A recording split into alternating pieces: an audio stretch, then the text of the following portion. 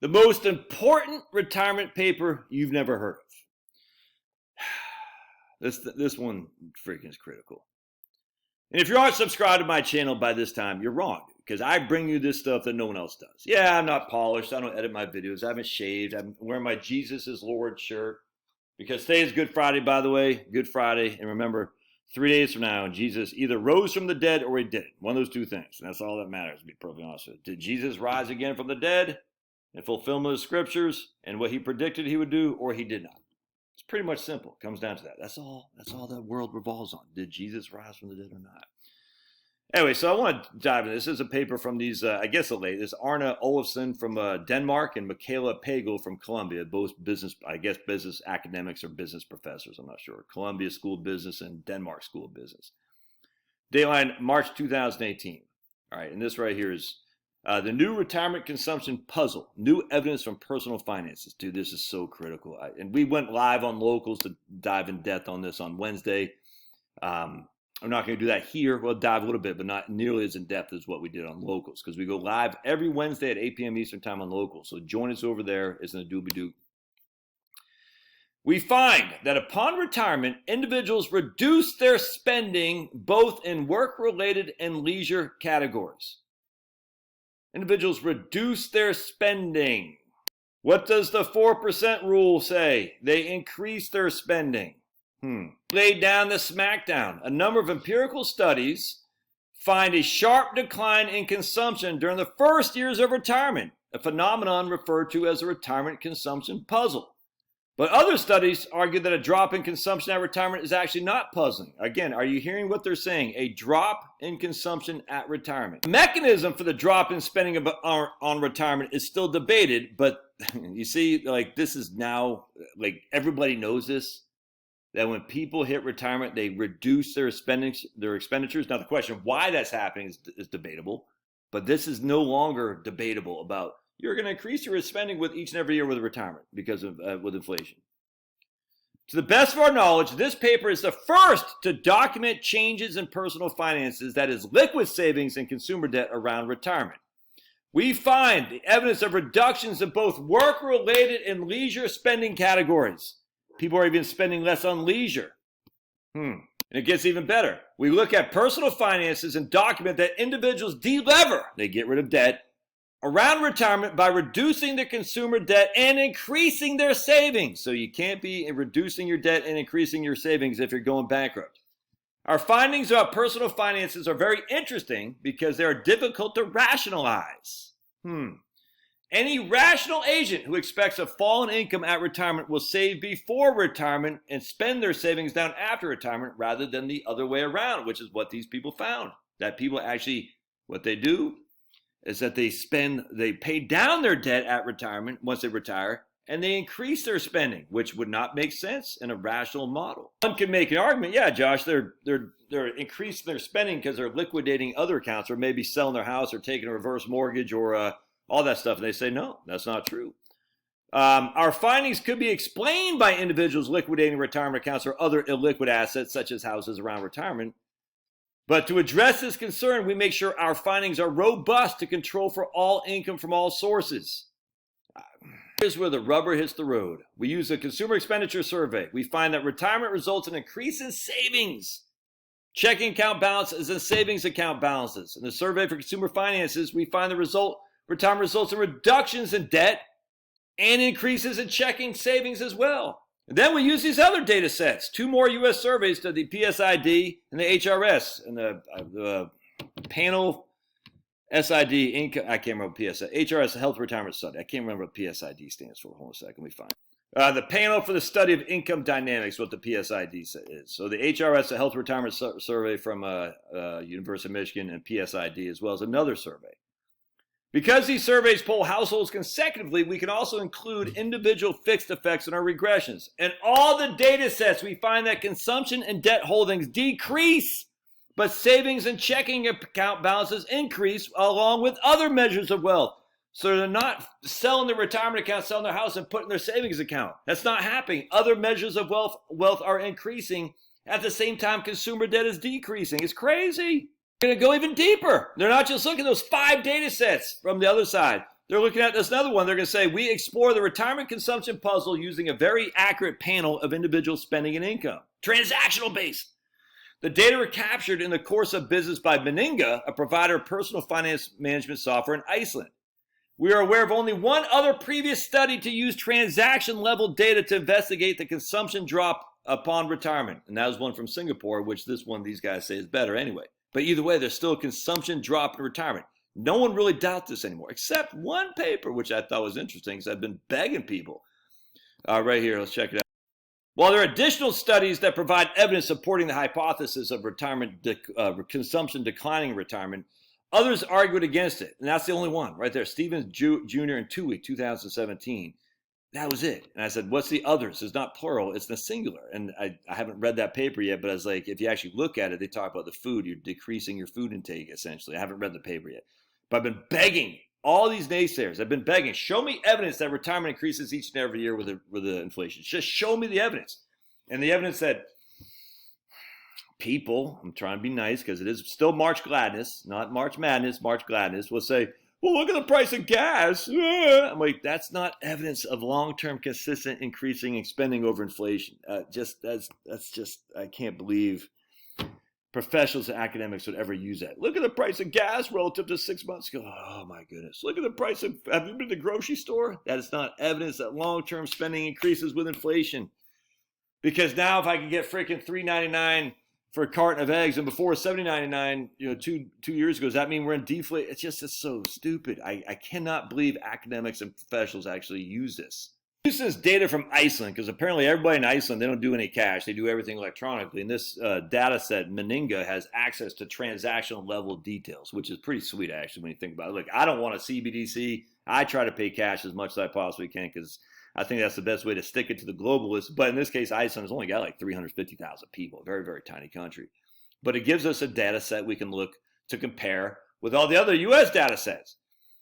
We can see in the raw data that the average retired individuals have lower incomes. When they retire, their income drops. Shocking. They spend less. They have more savings. They hold less consumer debt, have more access to credit, and incur fewer bank fees and penalty payments. Check this out. Spending in grocery stores and supermarkets is the largest part of household total spending, except for things like housing and utilities. Food. Food is the largest part of total household spending. And this is for the Iceland people. And I'm going to circle this back around and show you why it's still legitimate here. And it does exhibit the hump-shaped spending pattern where you're not spending as much, and then you hit this like thing up here, a threshold, and then you're at the precipice, you start spending less as you get older. That makes sense.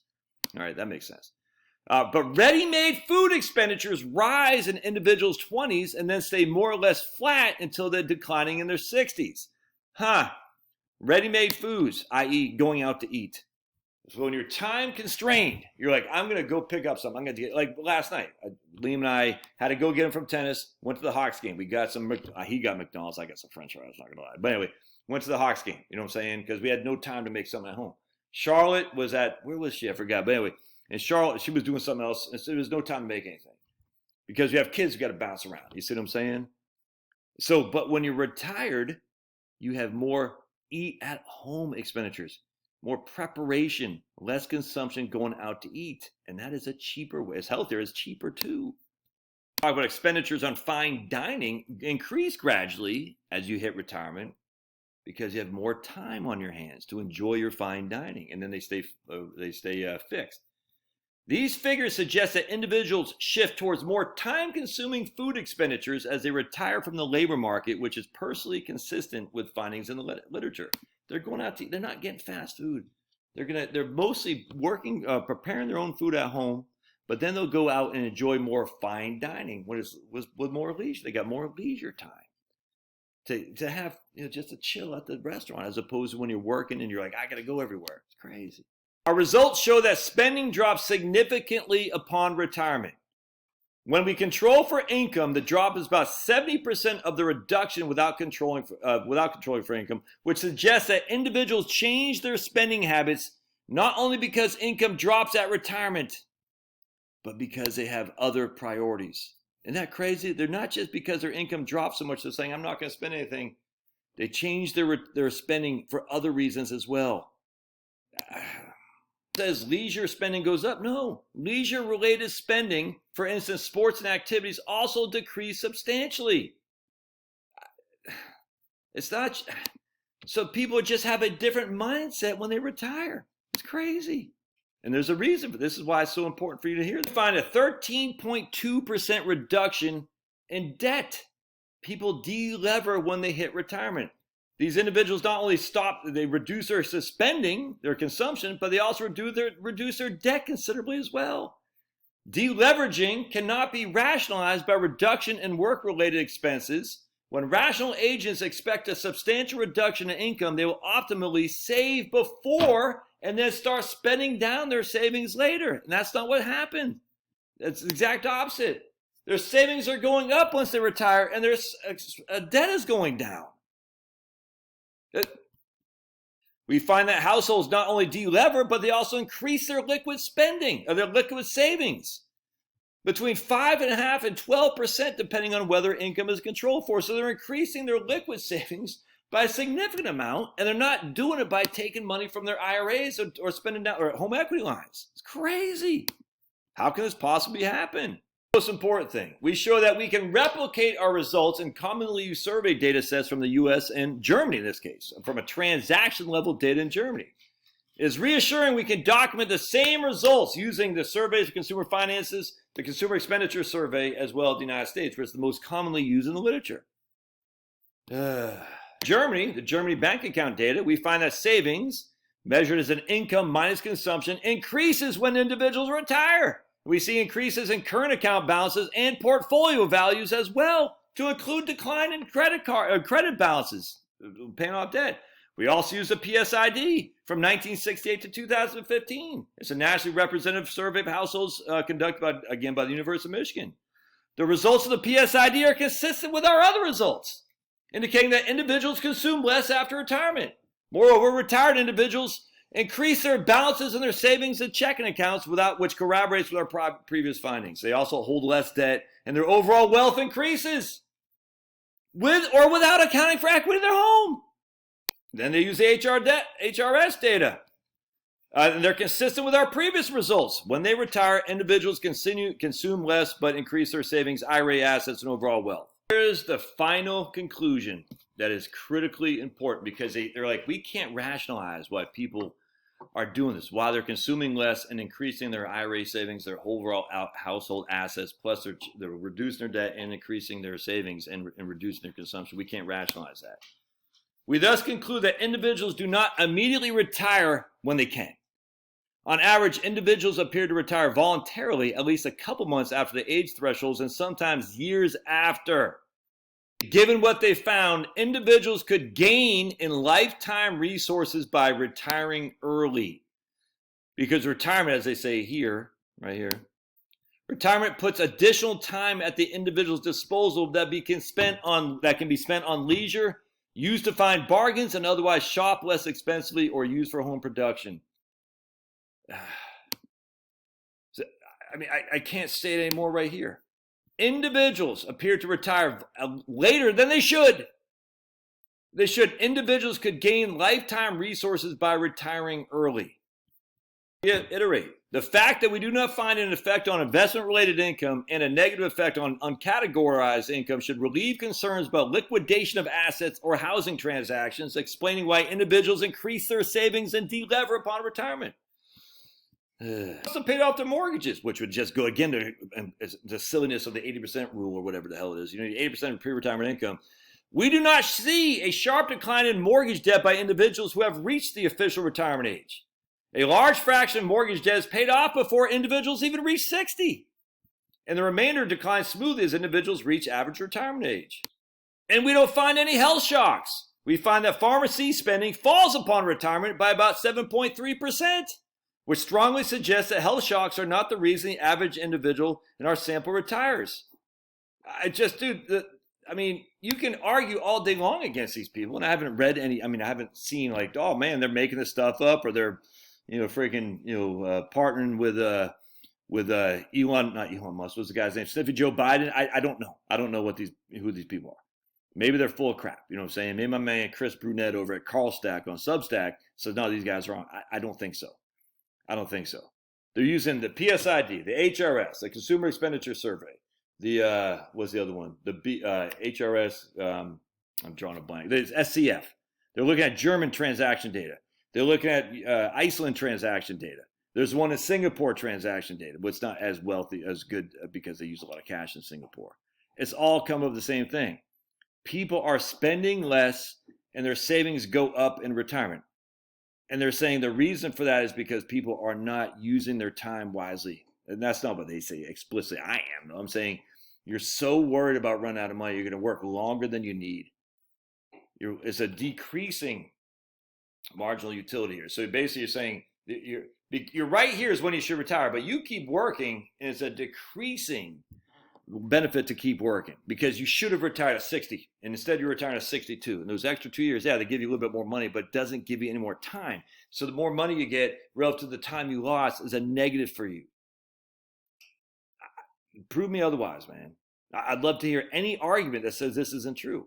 I've researched it. I've been begging people. Where is your data that says people spend an increase each every year with retirement? Don't just say, look at the cost of groceries or look at the cost of gas. That's freaking silly. That's infantile stuff. Show me the flipping data. If you can't show me the data, then go pound sand while you're telling people they can't retire. I'm sorry. That doesn't mean you can retire right now. I was talking to a guy the other day, about 2 years older than me. His retirement plan doesn't look good. I said, well, mine doesn't either. But you know something? Guess what happens when you're 80 years old? And let's just say all you got is Social Security, you got no debt, and between his wife's like 60,000 Social Security in today's dollars. I say, you tell me you're not gonna be able to make that. I know like he's not gonna retire tomorrow, but I'm just saying, you tell me you're not gonna be able to make that. You're living on Social Security, but they're gonna reduce Social Security. Okay, good luck with that. Anyway, love your thoughts. God bless. Yeah, this video went longer than I anticipated, but love your thoughts. Remember, happy Good Friday, folks. Jesus is Lord.